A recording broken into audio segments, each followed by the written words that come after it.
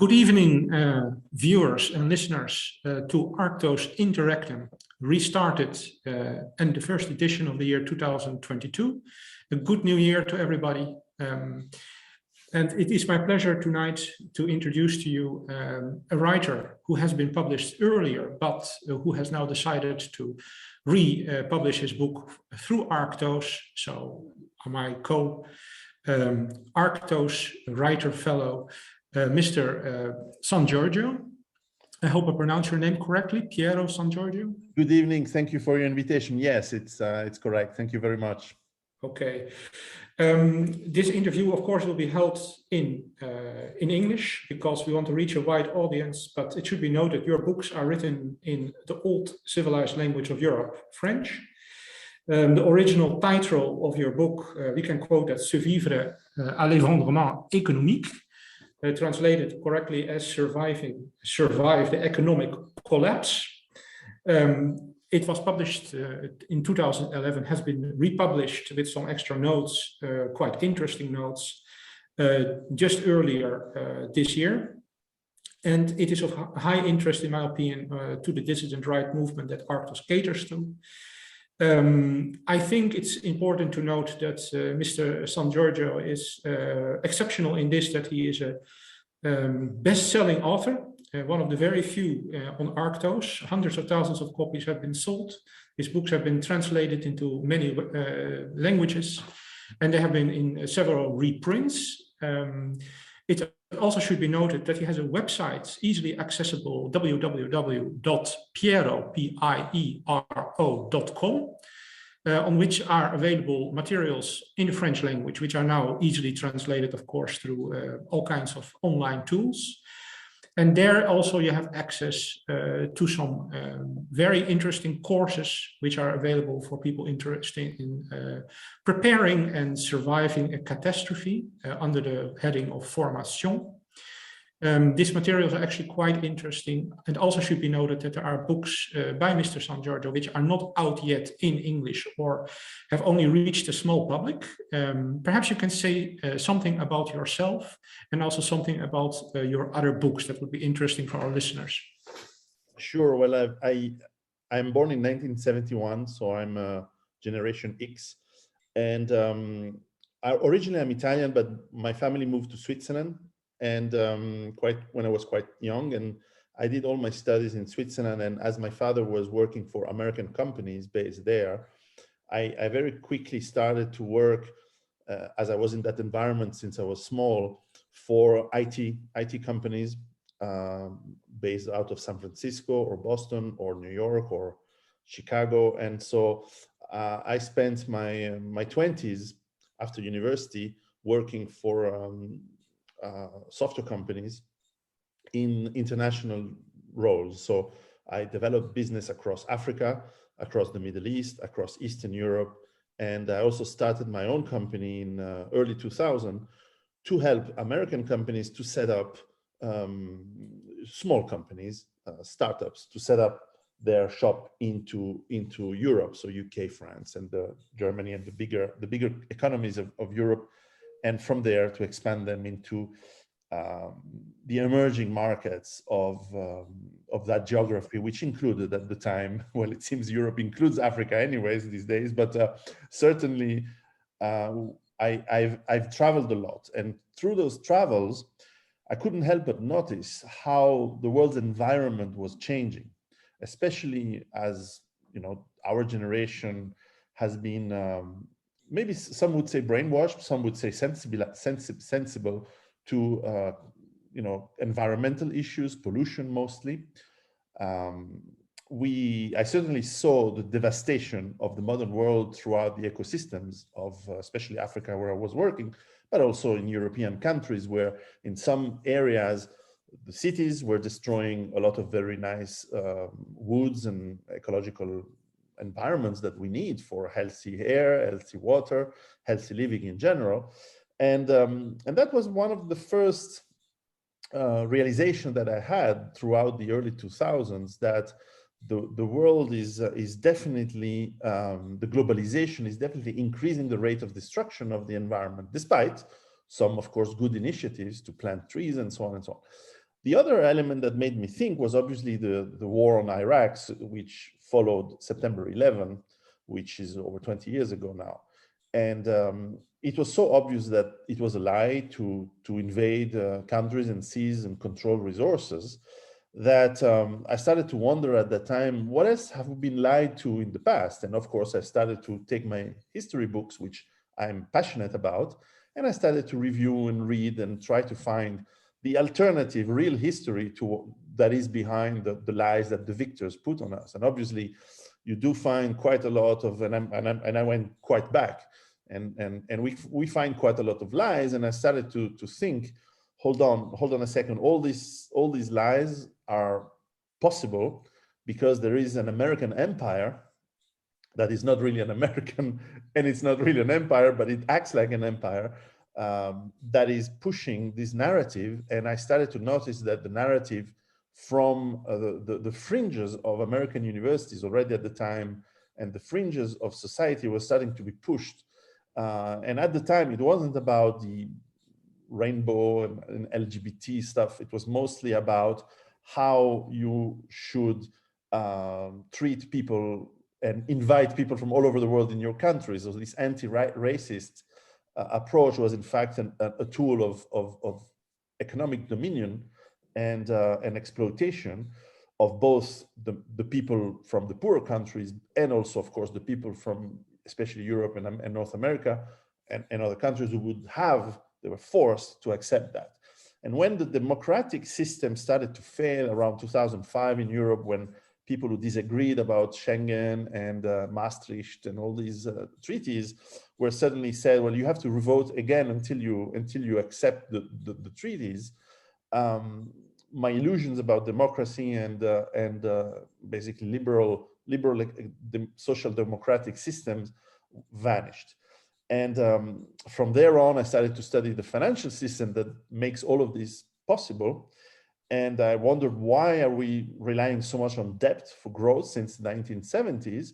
And I discovered that because we have to continue to grow to maintain the social order at any cost, but the resources that enable the physical growth out of this financial exaggeration and exuberance, they are not like the Fed's money or the central bank's money unlimited. They are limited, on the contrary. And I started to study oil. I started to study raw materials that are absolutely necessary to make function this globalized economy.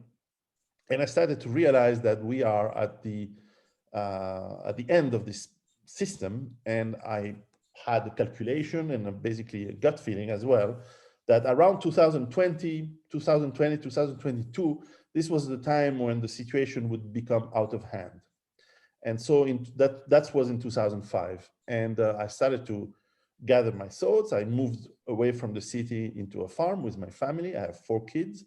And through that process, I started to note, and some people were asking me, can you help us do the same? And I said, sure. And that led to my first book, which is the one you are publishing now in English, Survive the Economic Collapse. This is the French version.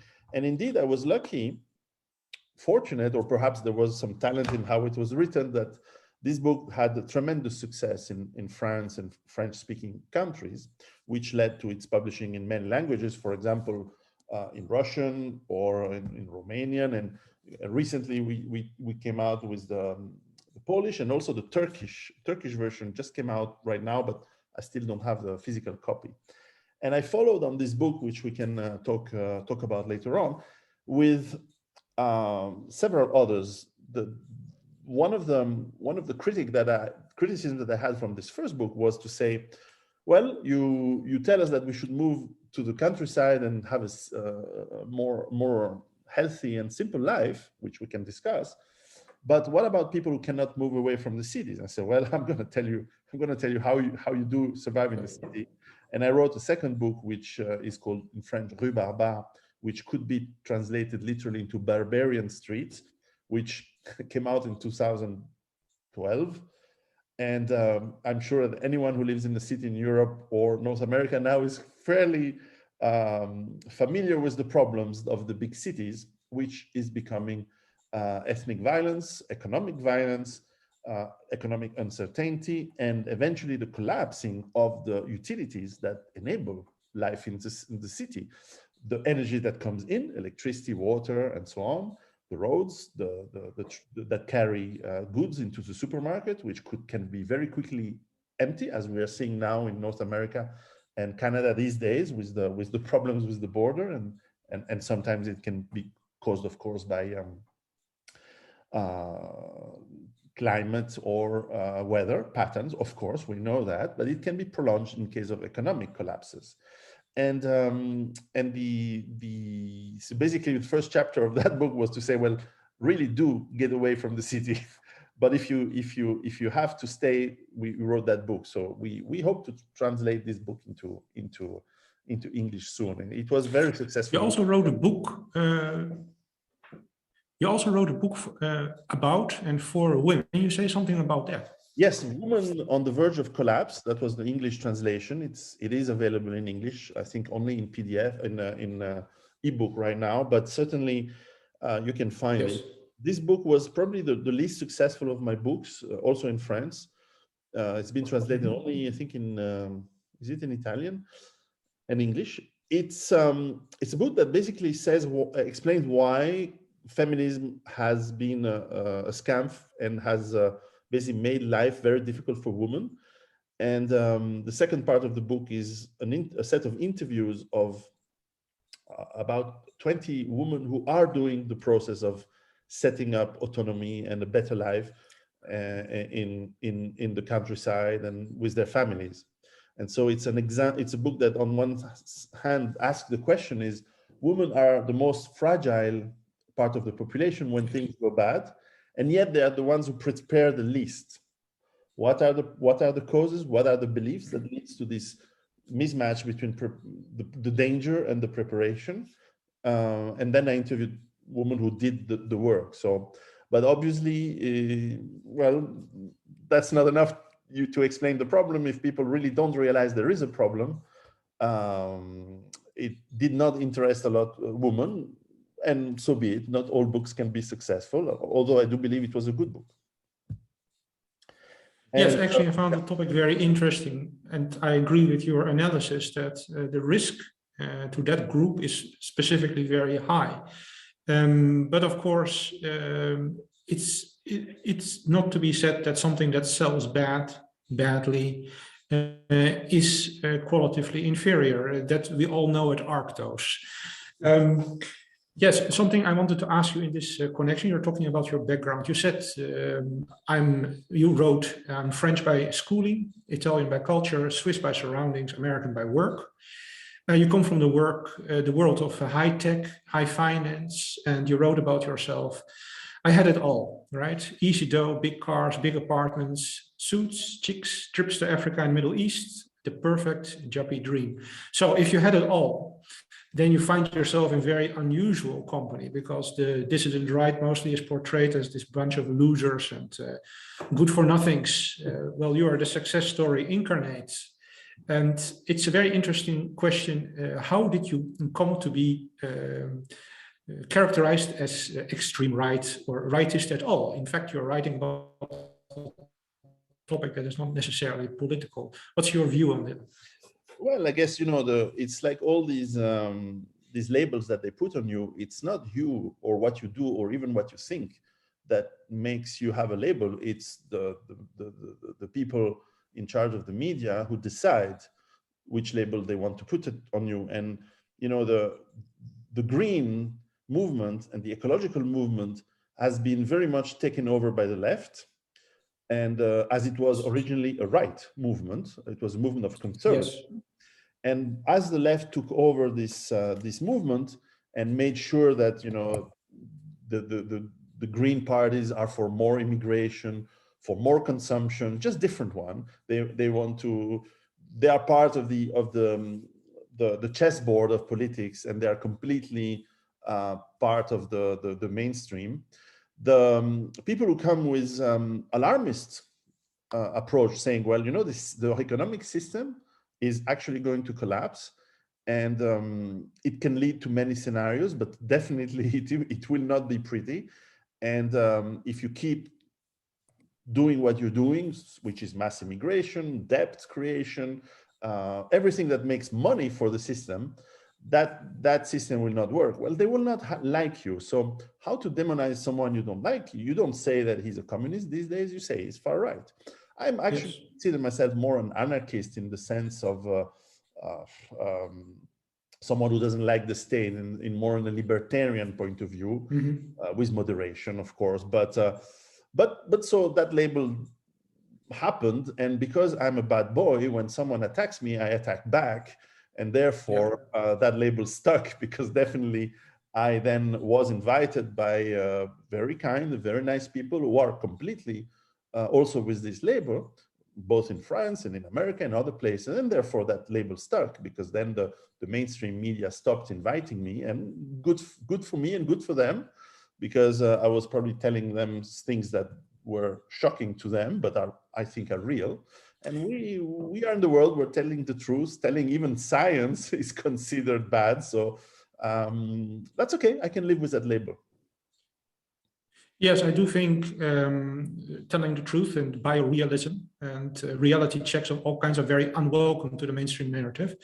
I would like to quote something, a quotation that's attributed to you. I found it somewhere on the internet. It's the following that's supposed to be shocking. On est trop et on est trop de cons. On est objectivement trop de gens à bas QI qui ne servent à rien, qui ne sont des tubes digestifs ambulants. So in English, something like this: we are too many of us, and there are too many stupid people around. Objectively, there are too many people with a low IQ who serve no purpose at all, and they are nothing but walking digestive tracts. This is, of course, that people don't like to hear, but I do think it points to a very realistic assessment of the culture at present. I've come to the same conclusions from a very different point of view, cultural historical analysis. But I do share also another experience that's probably yours. You have spent some time in the third world, you said, right? Africa and the Middle East. I spent there some time in the late 80s and early 90s.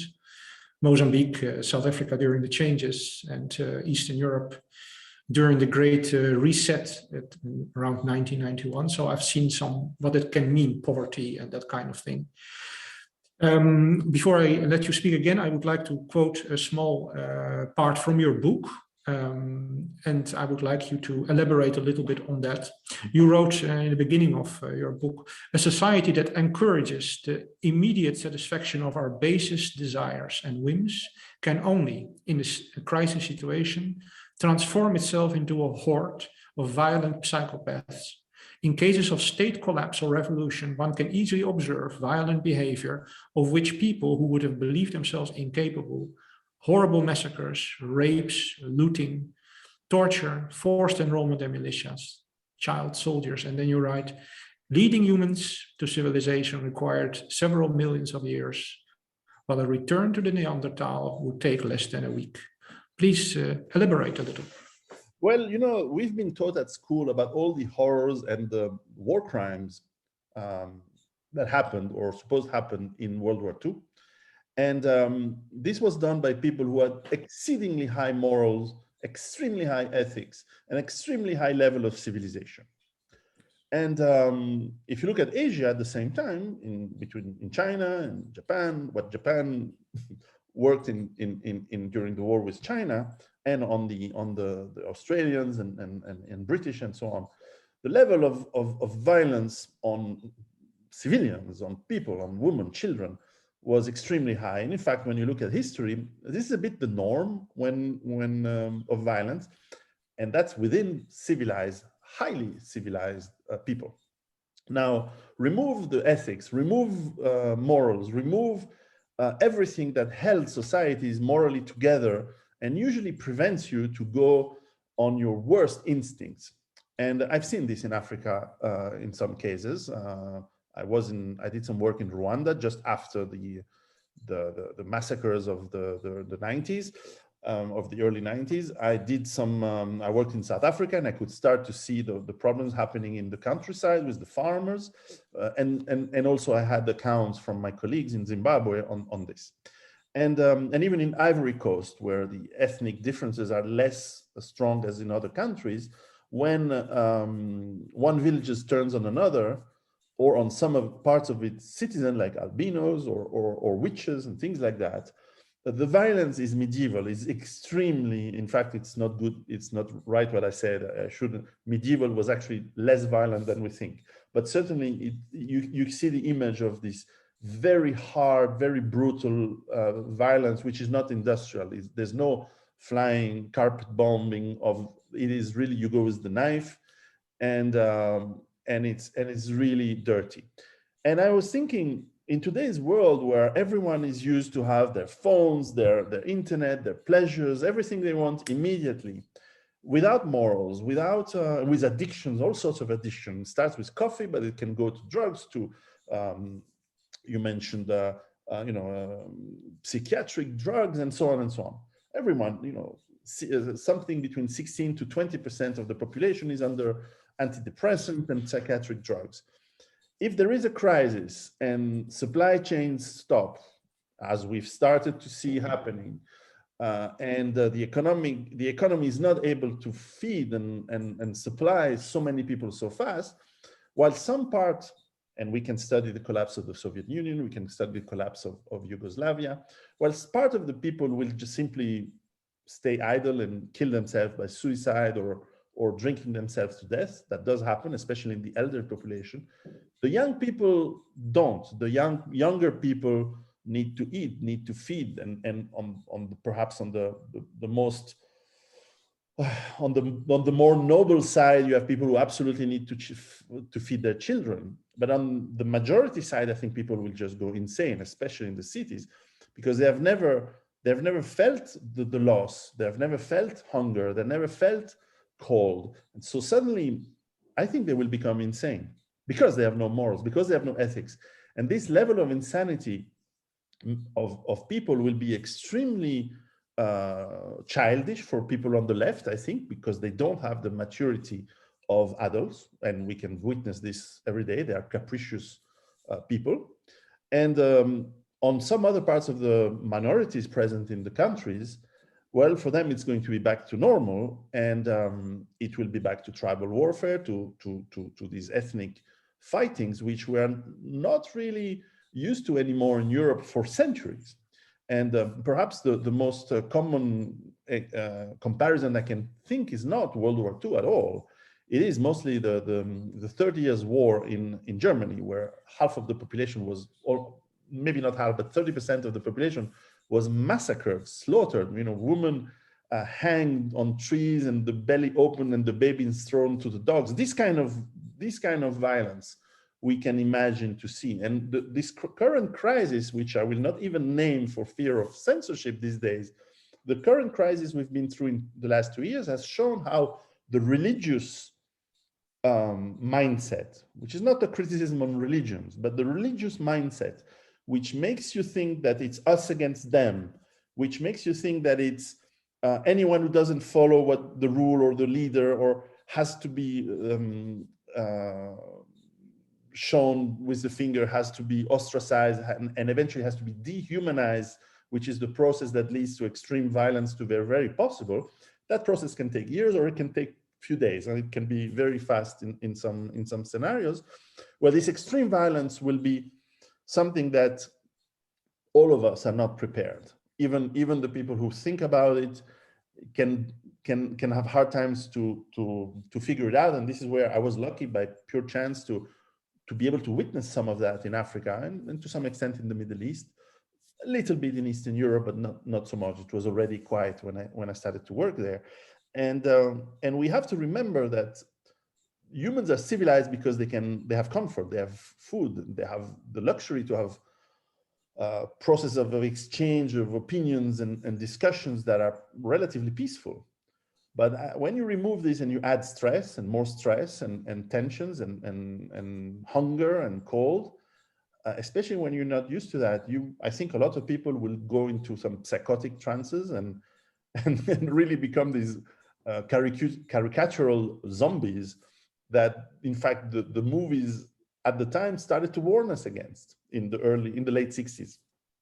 Yes, I think it is a good idea to just give a short overview of the book, because it's a very large book. It's over 500 pages. It contains a lot of different kind of materials.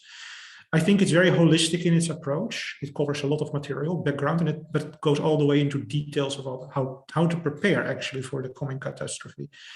The first part, you name it risks and impacts. I would characterize it as a risk assessment chapter, right? You talk about things like overpopulation and of oil resources, ecological collapse. But you also talk about these things like autonomous processes as things that have their own dynamics, that are synergic in a certain way. This reminds me of the analysis of Guillaume Fay, who talked about the convergence of catastrophes. But you do assign a certain amount of responsibility, especially to the, what you would call financial elite. You talk about the people that privatize profits and socialize losses for generations now. You talk about financial crimes against humanity, and then you talk about nomadic elite. You call them the beast of 100,000 heads. I cannot agree more. And you characterize them as follows: homogeneous, nomadic, cosmopolitan, network elites that disdain the human reality of their fellow citizens and have very little care for the fates of the nations that host them. And it's starting to show. And here's my question. It's very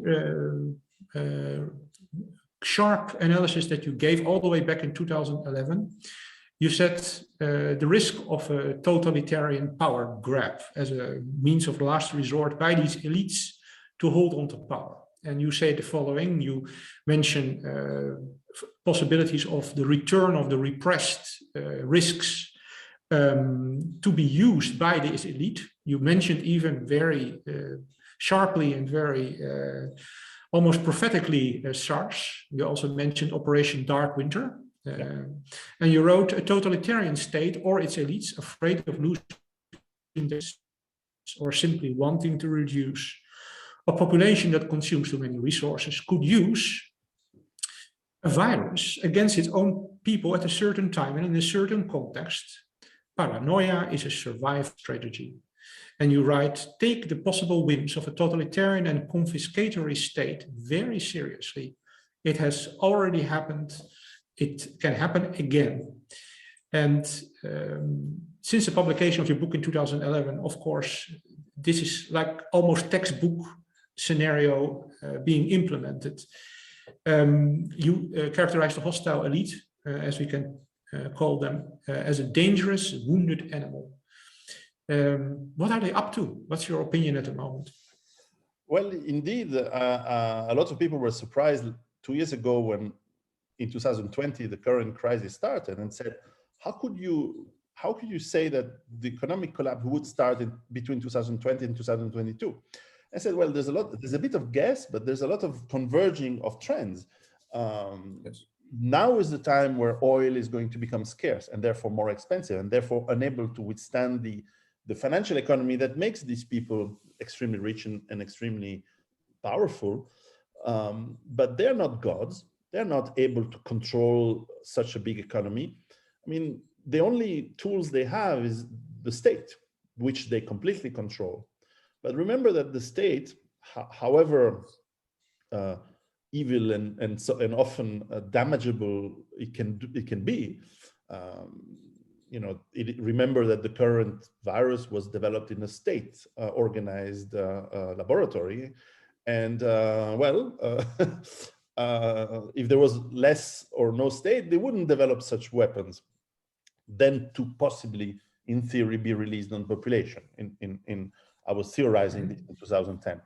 Now, the level of control that they have through the state, remember the state cannot even manage to keep drugs out of prisons, which they completely control.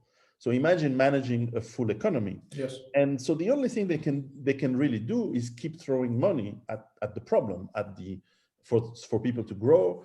And there is a moment, and for example, in 2010, when I wrote the book, the level of debt for the federal debt in America was $14 trillion. Today it's the double. It's 27, if I remember. So in 10 years, we doubled the total debt of a huge country. This is the sign of the start of the collapse, because it will, and inflation that I predicted starts to happen now. This is inevitable. So I was pretty confident that what I wrote would happen. I wasn't sure about 2020, 21, 22, but certainly it would happen in this decade for sure. And so these elites, they understand, I mean, most of them understand that the limits are being reached. So in the equation, you can change the parameters, but the parameters of the consumption of the food are dependent of the number of people and the levels of consumption. This is why they have invested a lot into reducing the consumption by pushing the green agenda and so on. But you cannot reduce the green agenda for people. We are 8 billion people, going on 9. And you know, African people want to consume like the Chinese, and the Chinese want to consume like the Europeans, and the Europeans want to consume like the Americans, and therefore this is not stopping. So it could come the idea to some of these people that maybe the parameter that needs to be reduced is the number. How to do it? Well, I don't know. I'm not in their place, but I can imagine that you can create wars, you can create and make a profit out of them. That has been done in the past. You can push for non-reproductive sexuality, but it takes generations, so it's very hard. You can push for tensions within countries and create civil wars. Yes, but it's not fast enough. And you know, when you wake up certain populations, the result is quite dire. So I'm not sure they actually want to wake up the European people, but they are waking it up. So indeed, the biological warfare is a possibility, but the problem is if you have too strong of a weapon, it doesn't work because it kills too fast, and therefore it stops. And so you need something less violent. Now, is it what is happening now, or is it the cure that is pushed on the population? What is happening now? My opinion, and I must say to your audience that might not know, I have published, and you have published in English, my 2016 book on chemical, biological, and nuclear warfare, and how you survive to these things. And in the very big part, which is on biological issues and warfare, well, I do talk about this thing in extension. So I actually, and I teamed with an expert, a French expert from the French Special Forces, to as an anti-terrorist expert on these types of warfare, to explain what could happen and simplify the science. So I actually show in this book that you can actually prepare easily to a pandemic. And a pandemic is actually, with today's means, very, very simple to manage. And for individuals, very easy to protect from. In fact, it's much better not to manage, as we've seen, than to do crazy scenarios, unless there is some of these elites actually want to make a profit of this crisis. And because they rely on their agents, which are the governments, which are themselves filled with people who are quite incompetent, one explanation would be that they're not competent enough to actually get their plans across, and even their plans will fail. I'm not in the God's secret, I don't know, but certainly for people who are interested in understanding how real pandemics work and how real pandemics should be fought and how you can prepare against the next one, for sure that book, CBRN, and as we talk about dangers today with which, you know, the tensions between China and the United States and Russia, I think the chapter on nuclear war is also quite useful to be read. We hope for never this never to happen, but it's very important to. So I with my following books, I try to go into some of the more in-depth parts of what I started to survive, and it could well be that the collapse is going to be managed by the elites and their governments with totalitarian approaches. But I actually think it will fail, and it will actually increase the collapse, because the complexity of today's economy is so high, and I describe it in the book. The supply chains are so fragile that the more you try to twiggle and to control that in a top-down approach, the more it actually crashes, and the more people find ways to get things done in a different way. Look at how many fake certificates go around. Look how many people have fake things. I cannot mention the word for otherwise they strike the video, and so on. So people do find a way to continue living. And every time there are these things where some people, get scammed and fail and perish sometimes, and some people prevail. And I think the elites, one thing I'm not sure they actually realize is that because there are not so many and they live in their ivory towers, they don't realize that how much they rely on security, which are part of the people and sometimes not well paid at all, for their security and for to keep their wealth. Because as I say to some of my rich friends here in Switzerland, I say, well, you should be good friend with your bodyguard because he could take over everything you have in a second. So be careful. The question of incompetence in the elites brings me to another point I wanted to ask you. The incompetence of the populace. I come from a generation that still did military service, learned some basic skills. Most people younger than me and you in Europe do not learn any of these skills. Our grandparents were still able to make their own bread, make their own clothing. They were able to work in a garden. Most people, young people growing up now in urban settings, they haven't even seen these things, how to produce anything. The loss of knowledge is, of course, part of the Great Collapse, but that also implies the loss of skills, survival skills, very basic ones.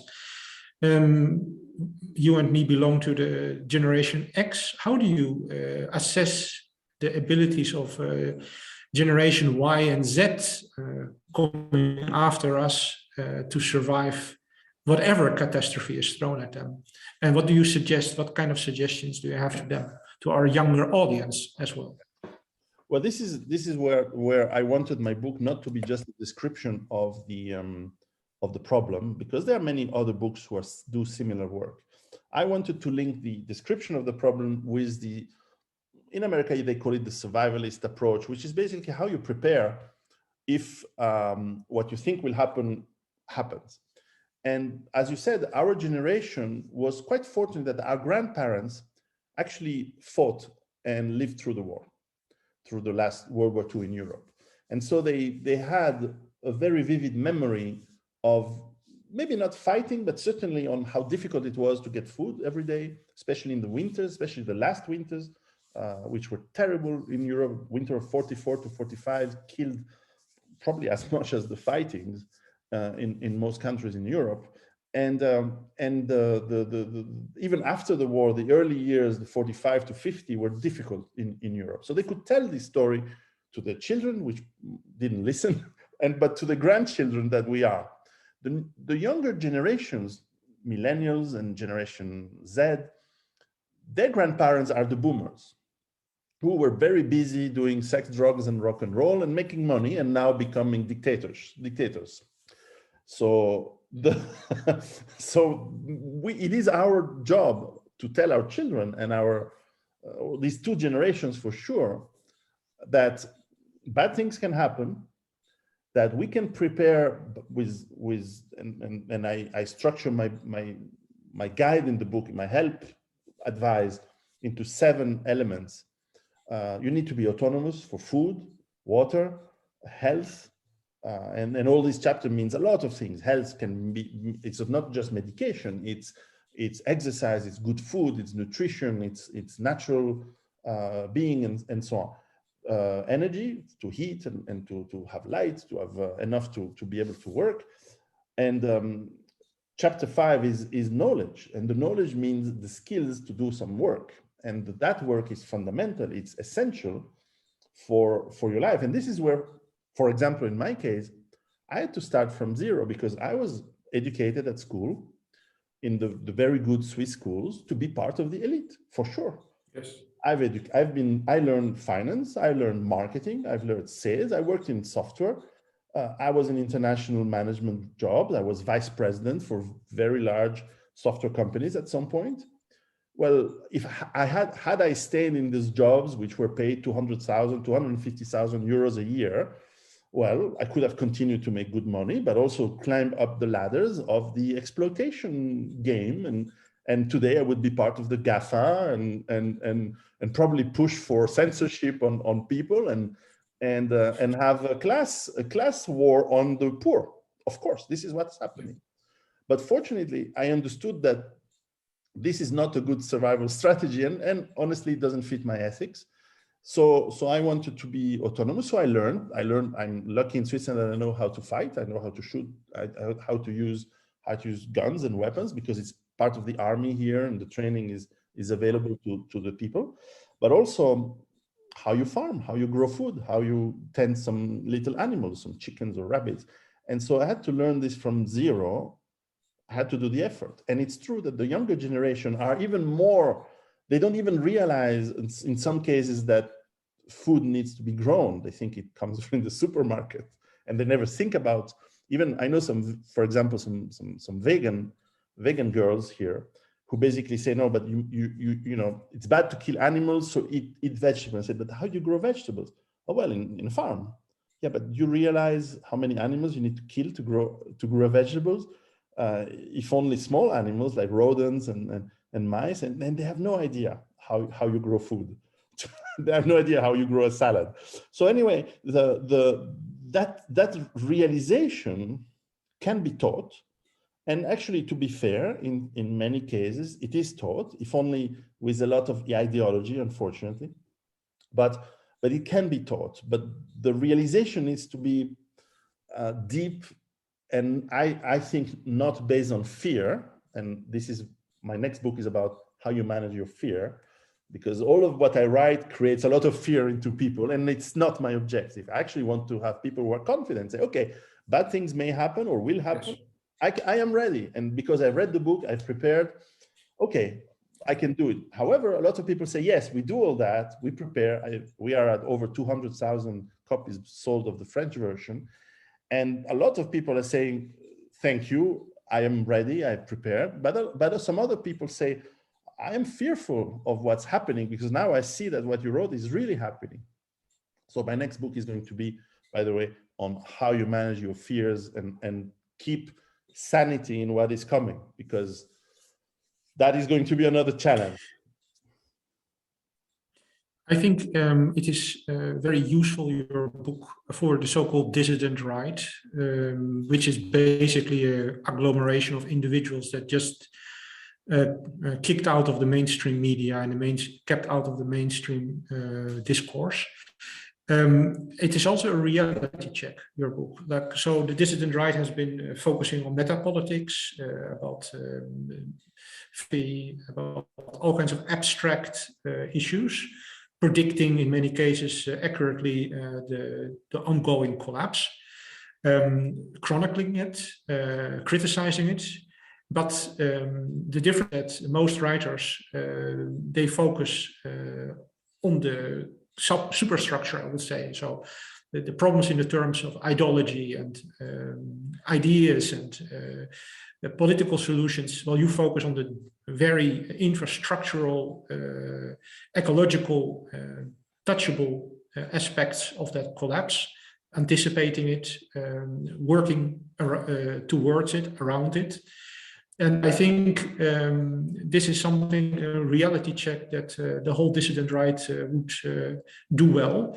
I think between all the books on the bookshelves of Dissident Rightists, there are only very few books that can actually save your life. Yours would be one of them, physically save your life. I mean, I do have some questions. You put a lot of work in analyzing the vulnerabilities of the globalist system, the globalist supply system, the logistical systems.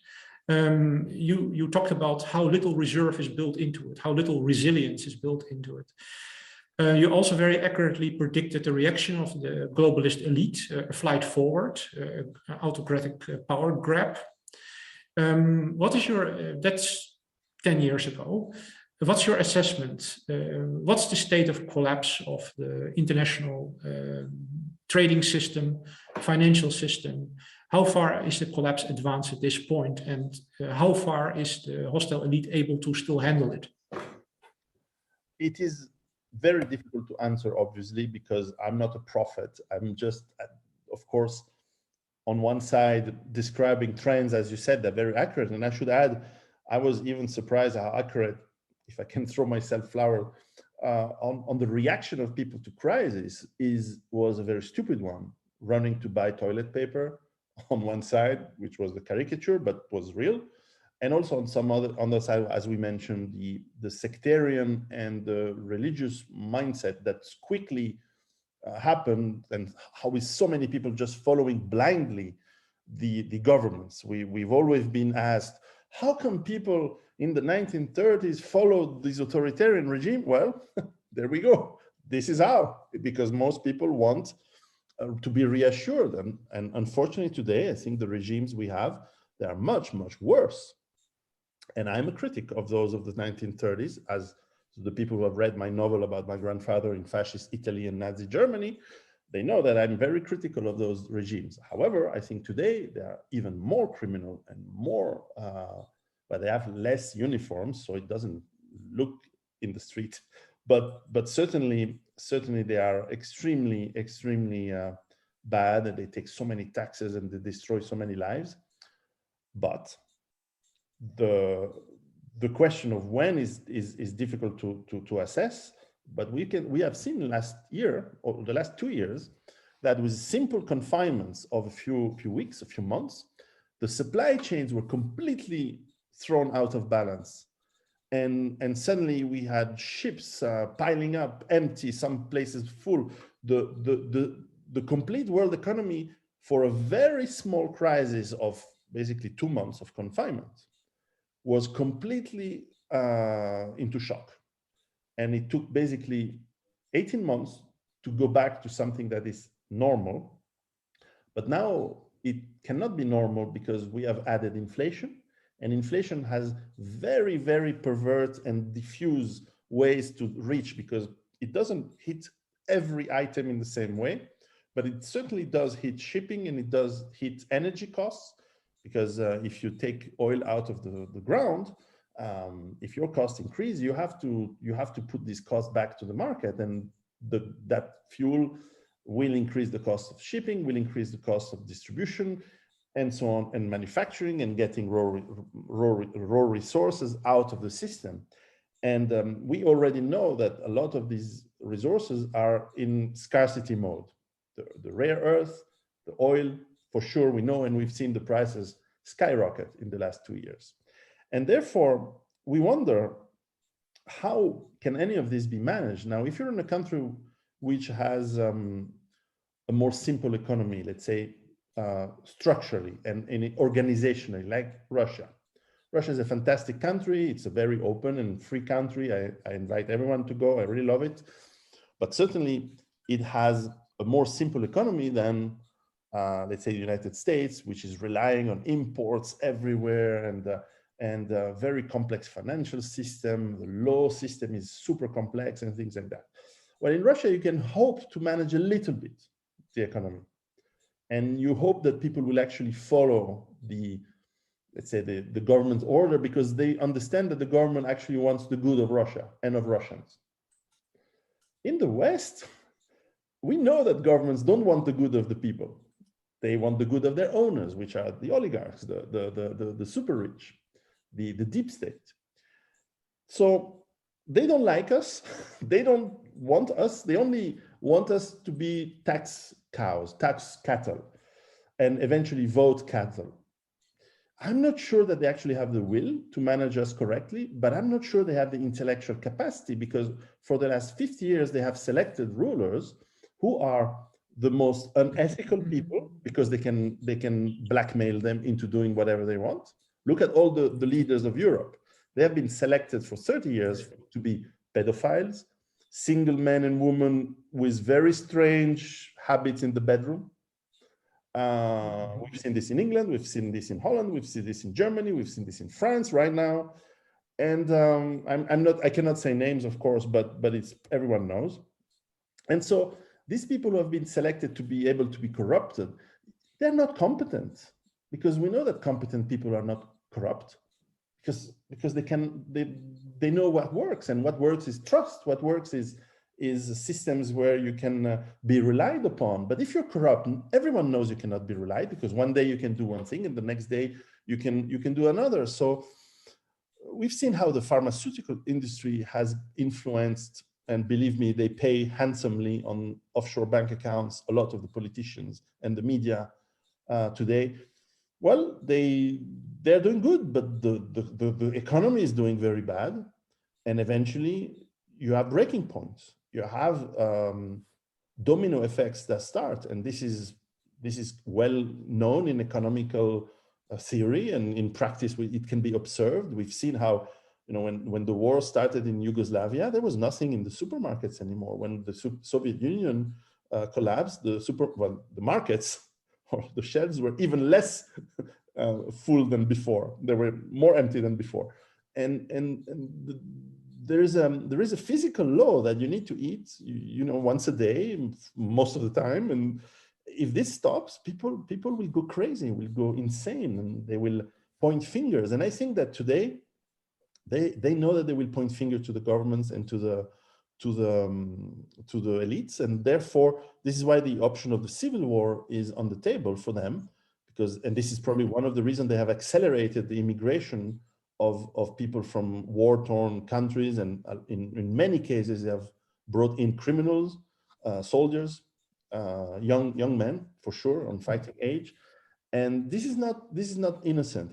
It could be that they want to turn the local populations and the recent immigrants against each other, so that we are busy and cannot go and do what justice would require to be done to these elites. I don't know, I'm not sure, but it is a very possible scenario. And I think talking about scenario, talking about scenarios, that brings us to the point of your the next part of the book. After analyzing the mechanisms of collapse, you talk also about the scenarios for the post-collapse world. And you did a very interesting thing. I talked with some people about your book, and everybody agreed that one of the most challenging parts of your book is page 166 of the English edition, where you have a graph of two axes setting out the rate of collapse against the extent of a catastrophe. And then you write 8 scenarios in that graph, right? You analyze 8 possible outcomes. Of course, there are more, but you analyze 8 of them according to the severity of the catastrophe and the rate at which that catastrophe takes place. I will just go briefly through them to give the listener an idea of what they are like. The best case scenario, depending how you look at it, would be the techno-utopia, which you give a fantastic location with a capital in Jerusalem. It would be, of course, the perfect dream of the New World Order. In fact, it could be the outcome that is looked for by our elites. The second would be responsible management, which is a slightly less optimal outcome for them, but which allows some remnants of civilization to keep on track. Then there is the option of Pax Sinica, which is basically China taking over world power.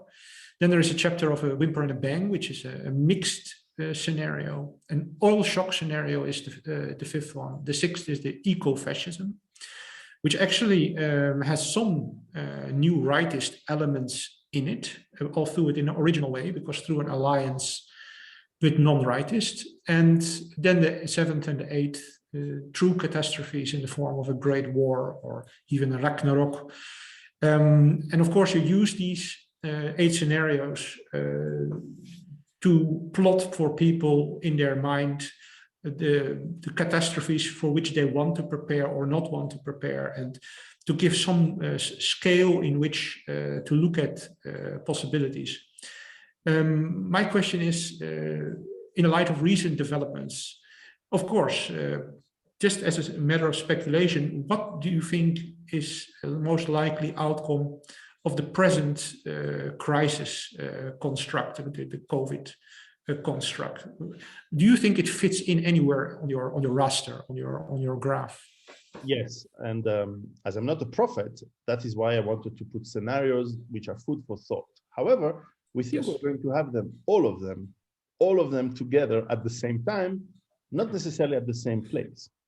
And this is why, of course, for example, Russia will certainly go and the Russia sphere of influence will certainly go to the responsible management. I think if there is a global economic collapse, as I think it's going to happen, it is happening, Russia will suffer, but will suffer mildly compared to other places. There is no civil war prospects in Russia at all. There is full control and well-managed economy, very liberal system of economy, by the way, not at all completely state planned. Pax Sinica, well, definitely Asia is going to be into that sphere, the new Chinese co-prosperity sphere. And yes, some will like it, some will not like it, but sometimes there is no choice. You just have to deal with it. So I think countries like Australia and New Zealand will probably have to find a way to deal with China as they struggle to and find a way. But it doesn't preclude that within Australia or New Zealand and certainly within Western Europe, we will have massive turmoil. And the attempts to have eco-fascism will probably happen in parts of Europe. It is already here in many cases. Look at how cities like Paris are managed, which are completely becoming destroyed and ugly and dirty, or even San Francisco, Portland.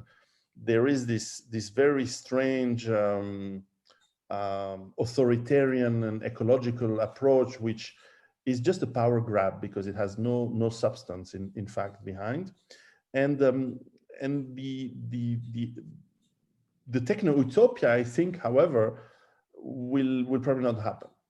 And I was mentioning Jerusalem as a capital to quote a very famous kingmaker of presidents in France, Jacques Attali, who dreams of a world united under one government based out of Jerusalem. So I quoted, I kind of made reference to him tongue in cheek. And it will never happen. If anyone has traveled to Jerusalem, is way too small as a place. And they will not want it. The locals will not want anyone to come and mess with them because they are very... So the kingdom of heaven is not in the cards, according to you? I don't think so. Right. And so we can have a mix of all these scenarios. Yes. And so this is where, you have to come back to the pragmatic approach is, where do you want to live?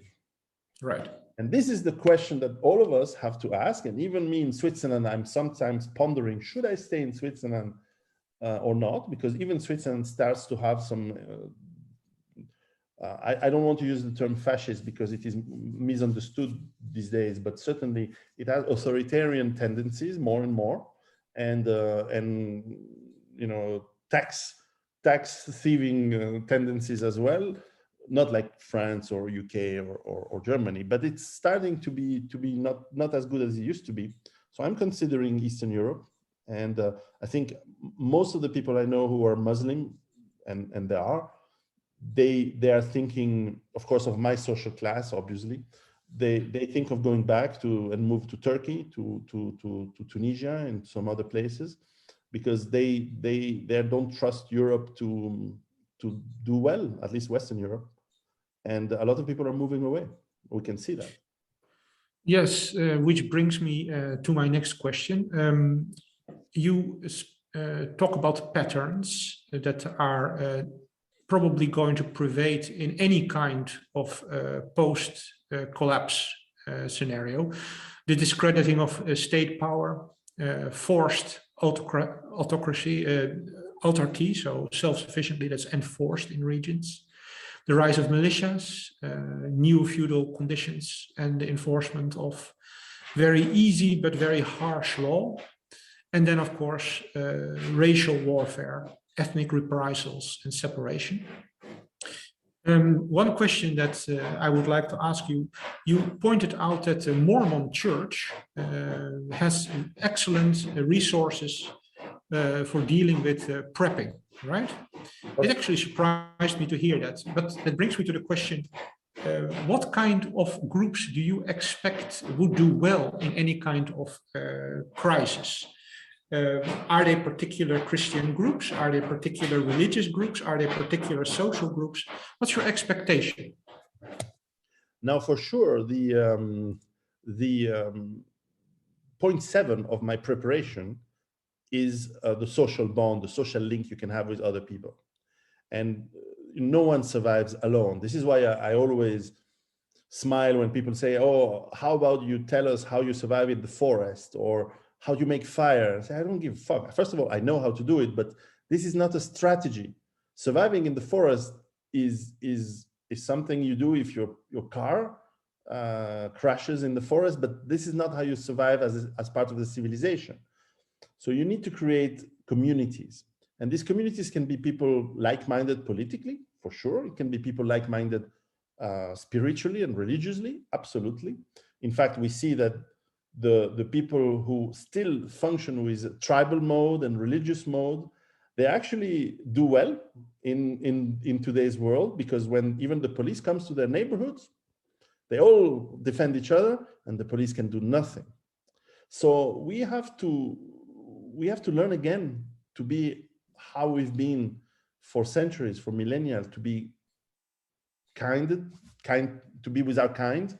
And this starts with your family, of course, with your close friends and your like-minded friends. And it means that we need to make secession in our mind, perhaps in our physical world as well, from those who hate us, probably our governments, from those who do not belong with us.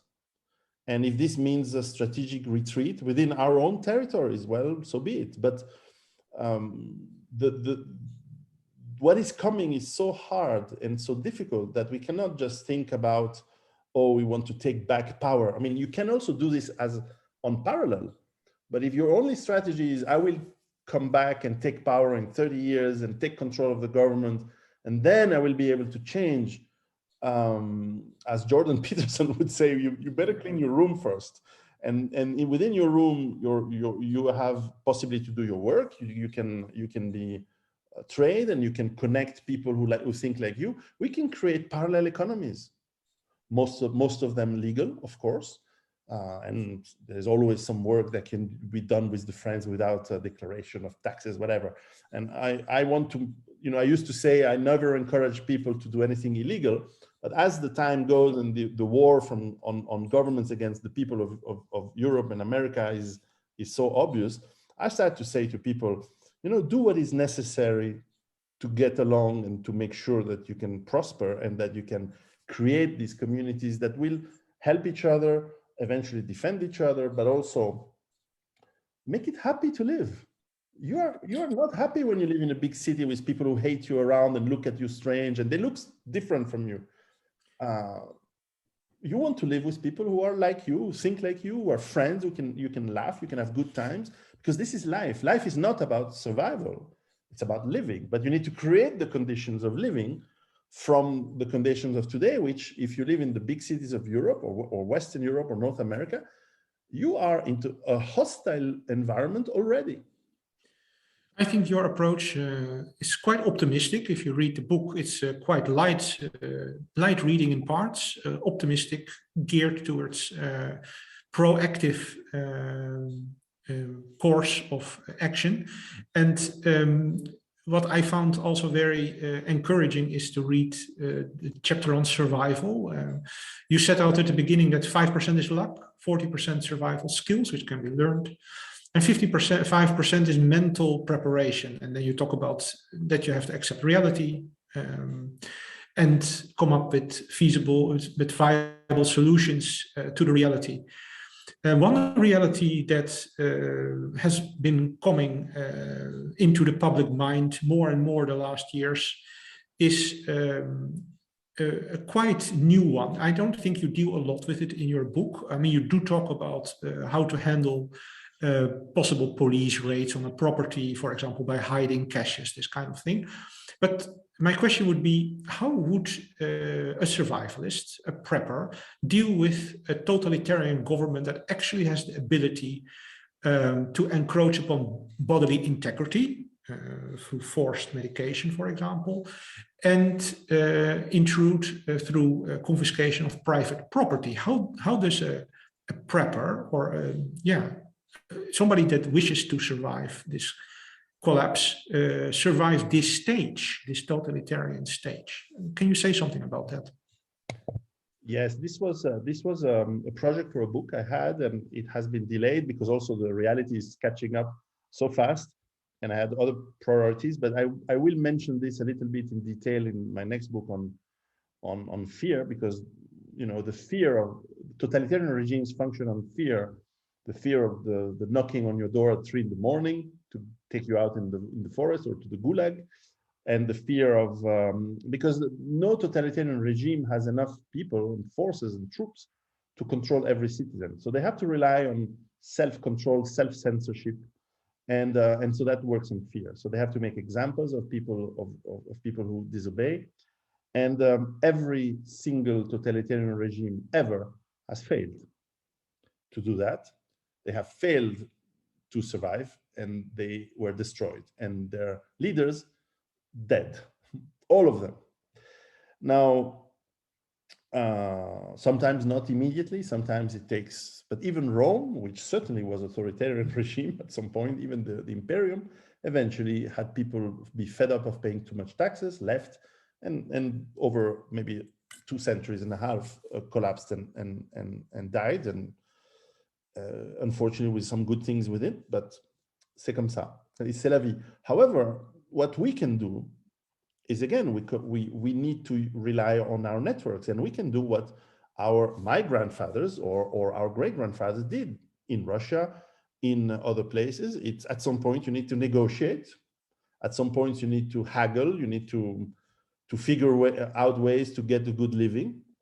And at some point you need to realize that if they want to kill you, because in essence you are something they want to eradicate and destroy. Let me take a historical example. But when the Soviets, the Bolsheviks, decided that if you own a cow, if you own a house in the countryside, you are impossible to recover. You will always be an enemy of the socialist state. You need to be eliminated. Well, in that case, you cannot negotiate. You cannot haggle. You cannot just say, take my cow. They will kill you, slowly or fast, but they will kill you. So in that case, you have to fight, or you have to go away. This is where you need networks, you need alliances. So when what you do when a totalitarian regime basically say, we will replace you genetically, we will kill you. Well, then you have to organize the fighting back. And the fighting back doesn't need to be necessarily violent. There are many techniques of civil defense, civil unrest, civil peaceful, not necessarily demonstration, or these are not useful anymore unless you want to meet other people. But sometimes you can make demonstrations of art, of culture, of fun. You can. The meme war of the last decade was quite interesting in that field, but you can also do things in the physical world, which most of them would be unwise for me to say and illegal, but without violence. But infrastructure is so fragile. Let me say that with only those words. Well, before wrapping up, I would like to remind and ask you our last question. I would want to remind the viewers that this book is really worth reading for many reasons. One is to improve your chances of physical survival in case something goes wrong, and you can assess these chances by reading the book itself. It is also fun from another point of view. It gives you exercises to do, which I found very funny. You gave us a series of exercises to do, which would challenge probably even the most hardline dissident rightists. 1 month without news, followed by a second one, 3 days without electricity. Then 1 week without food, 1 week without money, 1 day and 1 night in the city to observe the human fauna, the human zoo. And then something that most writers probably find very highly challenging, namely one day as a pickup artist. I found that hilarious. Just to challenge yourself and to see how is it to really survive and what are your skills in the social sphere. With that, I would like to ask you a final question. Knowing that we are talking to the Dissident Right as an audience mostly, and talking about us as a group, do you have anything in terms of advice, in terms of collective strategy and individual strategy?